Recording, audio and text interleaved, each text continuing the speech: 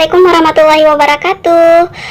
Perkenalkan, saya Salmiati. Di sini saya akan membahas tentang dinamika Cina dalam menjadi kekuatan besar bagi dunia serta tantangan yang dihadapi untuk mewujudkan hal tersebut. Di sini kita akan menggunakan analisis SWOT, yaitu strength, weakness, opportunities, and then threat. Kekuatan suatu negara dapat dilihat dari beberapa aspek, yaitu yang pertama, ekonomi. Pada tahun 2010, Cina mengambil alih posisi Jepang sebagai negara dengan perekonomian terbesar kedua di dunia. Posisi itu berhasil dipertahankan sampai sekarang. Kesuksesan Cina berawal dari reformasi ekonomi sehingga membawa perekonomian Cina yang dulu terisolasi menjadi lebih terbuka. Masuknya Cina dalam organisasi World Trade Organization pada tahun 2001 semakin mengukuhkan posisi Cina sebagai bagian dari manufaktur dan perdagangan dunia. Selain itu, kendaraan ekonomi lain yang menjadikan Cina sebagai kekuatan ekonomi dunia adalah investasi. China tumbuh menjadi salah satu perekonomian global dalam aliran investasi pada tahun 2015. Cina telah menjadi sumber investasi terbesar kedua di dunia. Perkembangan teknologi yang menjadikan Cina sebagai pemain di sektor ekonomi global termasuk Xiaomi. Keunggulan Xiaomi sebagai ponsel pintar dan teknologi tinggi dan harga yang bersahabat dapat dilirik dan mampu bersaing dengan pemain lain seperti Samsung dan Apple. Selain itu, tak hanya Xiaomi, China juga memiliki raksasa teknologi seperti perusahaan social networking dengan kapasitas pasar mencapai 3,11 triliun US dollar. Selain itu, China juga mampu memproduksi teknologi lainnya yang mampu bersaing dengan negara-negara lain. Kekuatan yang kedua yaitu militer. Kita ketahui bahwa persaingan berbagai negara selain dilihat daripada sektor ekonomi, dapat juga dilihat dari kekuatan militernya. Di bidang militer, Institusi Penelitian Perdamaian Internasional menyatakan bahwa Tiongkok menjadi negara besar ketiga pengekspor senjata dunia yang menggantikan posisi Jerman. Pada tahun 2010 sampai 2014, ekspor senjata Tiongkok meningkat 143% dibandingkan 5 tahun sebelumnya pada saat Tiongkok masih berada di posisi 9 di dunia. Yang menjadi pertanyaan adalah bagaimana kekuatan militer Cina sekarang. China melakukan sejumlah reformasi untuk membangun sistem militer modern hingga memperkuat potensinya untuk melakukan operasi. Dikatakan bahwa China telah mencapai kesetaraan dan bahkan melampaui Amerika Serikat dalam beberapa bidang militer modern, termasuk pembuatan kapal. Republik Rakyat Cina memiliki angkatan laut terbesar di dunia dengan kekuatan tempur sekitar 350 kapal dan kapal selam termasuk lebih dari 130 kombatan permukaan utama.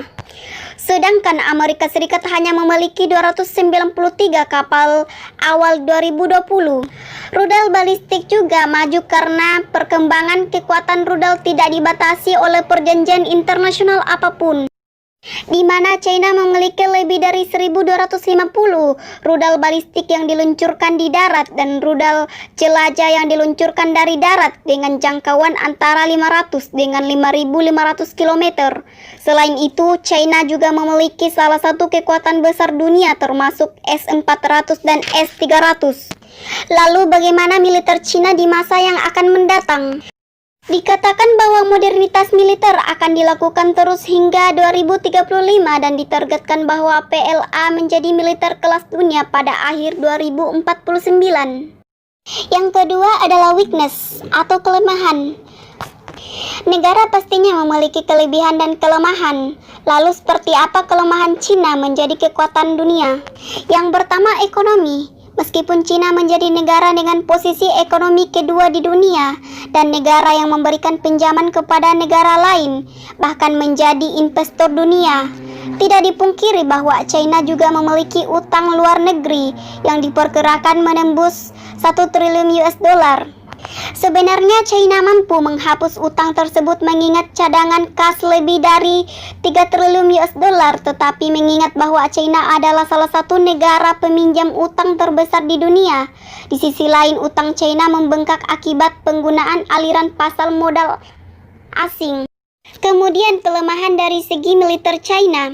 Meskipun China merupakan persenjataan kelas yang berat dan teknologi tinggi yang mengesankan, bahkan China menjadi negara nomor 2 dari segi kekuatan militer di dunia. Dari kelebihan tersebut bukan suatu hal yang tidak memiliki kelemahan. Kelemahan militernya seperti apa? Dikatakan bahwa militer China terakhir kali bertempur dalam konflik besar pada tahun 1979 melawan Vietnam. Namun kalah karena Vietnam lebih berpengalaman sehingga berhasil menghancurkan invasi China. Menurut analisis Timothy Head bahwa militer China hampir tidak memiliki pengalaman tempur, tetapi pengalaman itu tidak terlalu penting untuk menjadi kekuatan dunia.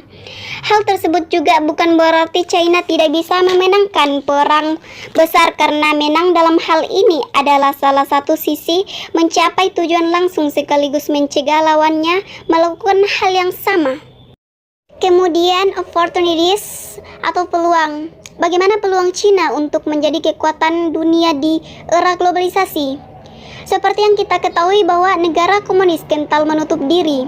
China melakukan lompatan dengan reformasi atau membuka diri. Hal tersebut menandai China untuk masuk ke dalam era globalisasi. China memiliki antusias yang begitu besar untuk menyambut kapitalisme demi memperoleh kejayaan ekonomi. Suatu hal yang unik di mana negara ini masih menganut paham komunis atau paham ekonomi pasar sosialis dan juga menganut sistem liberal. Yang menjadi pertanyaan besar adalah bagaimana Tiongkok mampu membangun ekonomi yang begitu pesat sementara di sisi lain Tiongkok masih mempertahankan sistem komunisme pada tatanan politik. Dikatakan bahwa sistem demokrasi liberal akan lebih berkorelasi positif dengan kemajuan ekonomi, sehingga untuk membangun ekonomi yang tinggi maka sistem politiknya harus mendukung, maka harus berkolaborasi antara sistem kapitalisme atau liberal dan komunis sangat tepat untuk membangun tatanan ekonomi. Kemudian perkembangan globalisasi telah menembus batas negara tanpa memandang politik yang berlaku di negara tersebut. Dapat dilihat daripada transnational corporation yang memiliki cabang di berbagai negara. Hal tersebut dimanfaatkan oleh China hingga China memiliki beberapa perusahaan di berbagai belahan dunia. Selain mengikuti perkembangan zaman yang ada, peluang terbesar China juga dilihat dari masuknya China dalam perdagangan dunia. Hal tersebut menjadikan China sebagai kekuatan ekonomi terbesar kedua setelah Amerika Serikat. Selain itu, China juga merupakan negara investor terbesar di dunia, dan China juga menjalin kerjasama dengan banyak negara. Hal tersebut menjadikan peluang terbesar China untuk menjadi kekuatan dunia.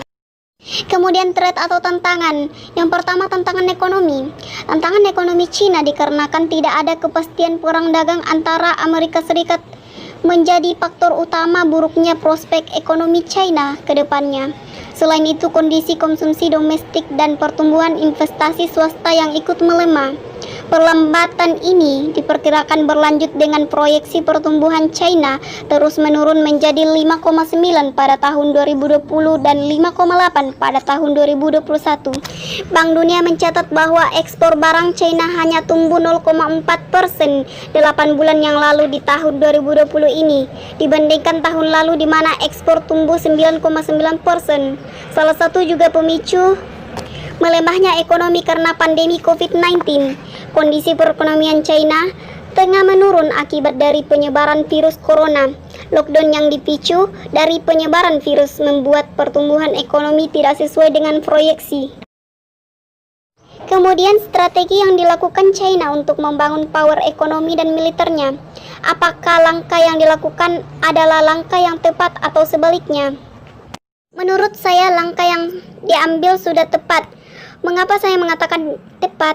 Karena China dalam membangun kekuatan dunia menggunakan dua pendekatan, yaitu sistem liberal dan sistem komunis. Dalam hal ini, China menggunakan sistem liberal untuk pasar bebas dan sistem komunis satu partai. Satu hal yang unik di negara tersebut di mana cuma satu partai yang memerintah.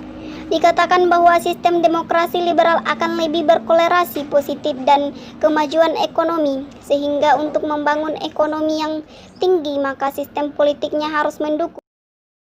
Maka korelasi antara sistem kapitalis atau liberal dan komunis sangat tepat untuk membangun tatanan ekonomi. Itulah tadi dinamika dan tantangan Cina dalam menjadi kekuatan bagi dunia, serta tantangan yang dihadapi untuk mewujudkan hal tersebut. Sekian dari saya. Wassalamualaikum warahmatullahi wabarakatuh.